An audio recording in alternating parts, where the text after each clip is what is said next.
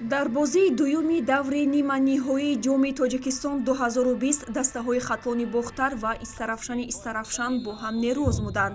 Вохӯрии дастаҳо дар варзишгоҳи Пахтакор доир гардида бо ҳисоби 2-0 ба суди соҳибони майдон поён ёфт. Бо вуҷуди лаҳзаҳои зиёди голзанӣ қисми аввали дидор бидуни гол хотима ёфт. Дар фурсатҳои нахусти нимаи дуюми бозӣ бар асари рафтори дағалона нисбати Худойдод Узоқов довар ба дарвозаи Истарафшан пеналти таъин кард ки онро Караматулло Саидов ба самар расонид. Пас аз кушодани ҳисоб бартарии бозӣ бар суди Истарафшаниҳо ҷараён гирифт, вале дар дақиқаи 75 Худойдод Узоқов аз як лаҳзаи мусоиди голзанӣ истифода бурда бартарии хатлониҳоро дучанд сохт. То охири рақобат ҳарчанд шогирдони Алиёр Ашурмамадов талош карданд, лек ба рахна кардани дарвозаи хатлон даст наёфтанд. Ҳамин тавр дастаи хатлон бо гузашти 15 сол рохати марҳилаи ниҳоии ҷоми Тоҷикистонро ба даст оварда, дар ин давр рӯзи 10 октябр дар шаҳри Душанбе бо бошгоҳи Равшани Кӯлоб нерӯ месанҷад. Ёдовар мешавем, ки